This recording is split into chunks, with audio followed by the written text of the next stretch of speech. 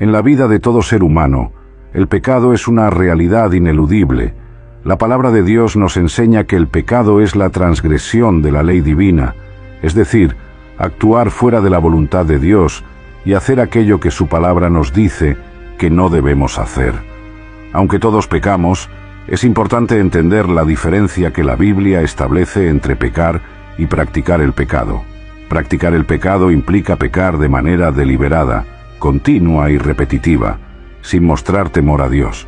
Es vivir entregado a los deseos carnales.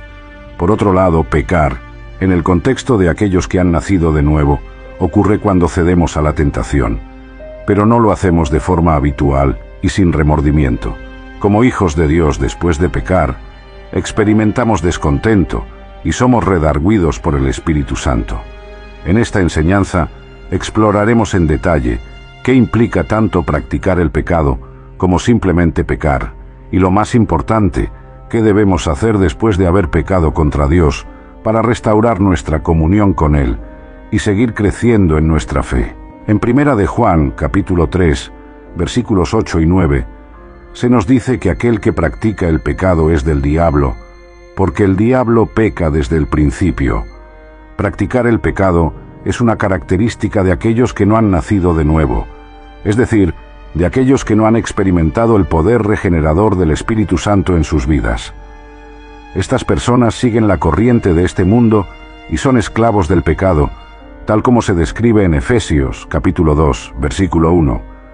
Andan conforme a los deseos de la carne, haciendo la voluntad de los pensamientos y de la carne, siendo por naturaleza hijos de ira. En este estado no pueden ver el reino de Dios ni participar de la vida eterna, a menos que se vuelvan a Dios en arrepentimiento y confiesen que Jesús es el Señor.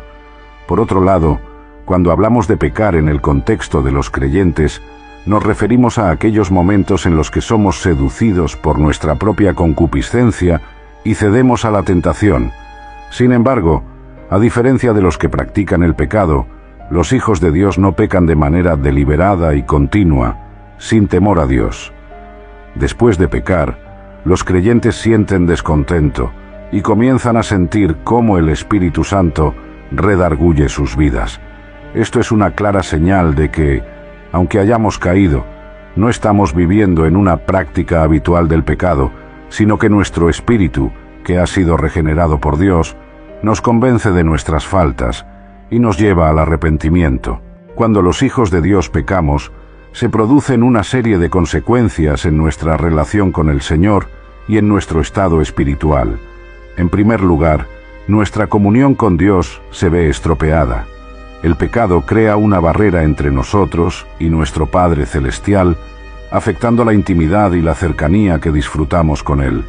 Además, al pecar, entristecemos al Espíritu Santo, quien mora en nosotros desde el momento en que nacimos de nuevo.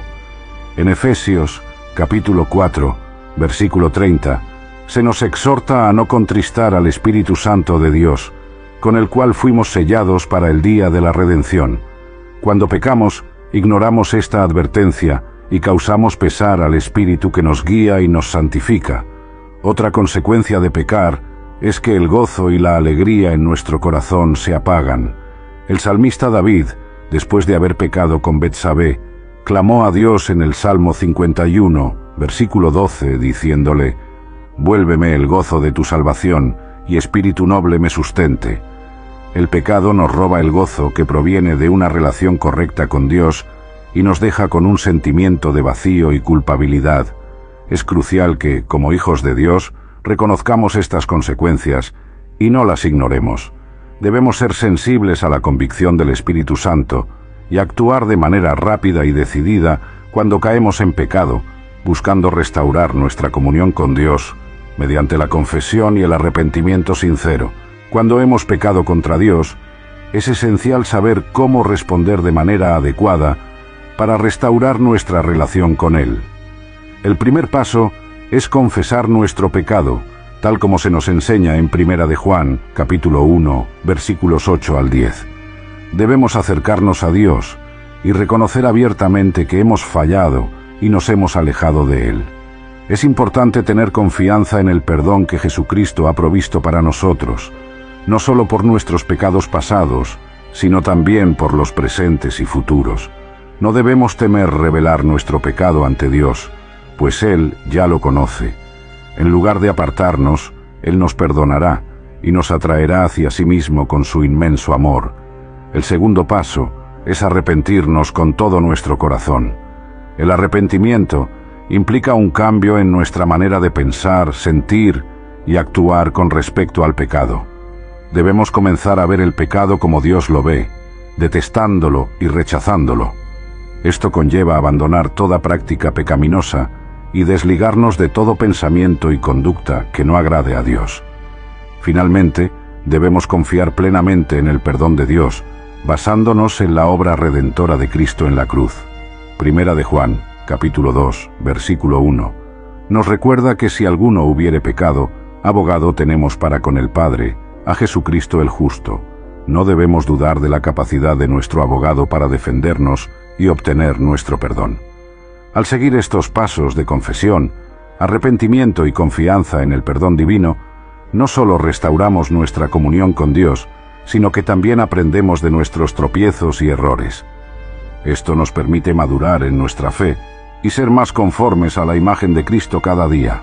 A lo largo de esta enseñanza, hemos aprendido la diferencia entre practicar el pecado y simplemente pecar, las consecuencias que tiene el pecado en la vida de los hijos de Dios y los pasos que debemos seguir después de haber pecado para restaurar nuestra comunión con el Señor. Recapitulando, estos pasos incluyen confesar nuestro pecado con sinceridad, arrepentirnos con todo nuestro corazón y confiar plenamente en el perdón que Dios nos ofrece gracias al sacrificio de Jesucristo en la cruz. Al aplicar estos principios en nuestra vida, no solo experimentaremos la restauración de nuestra relación con Dios, sino que también creceremos en madurez espiritual. Es fundamental recordar que, sin importar cuántas veces hayamos fallado, Dios siempre nos espera con los brazos abiertos, listo para recibirnos y perdonarnos. Su amor por nosotros es inagotable, y su gracia es suficiente para cubrir todos nuestros pecados. No debemos permitir que el desánimo o la culpa nos alejen de Él, sino que hemos de acudir confiadamente a su presencia, seguros de su perdón y restauración. Al aprender de nuestros errores y seguir madurando en nuestra fe, seremos cada vez más capaces de resistir las tentaciones y vivir una vida que agrade a Dios. Que el Señor nos ayude a mantener una relación íntima y sana con Él, caracterizada por la confesión, el arrepentimiento y la confianza en su amor inagotable.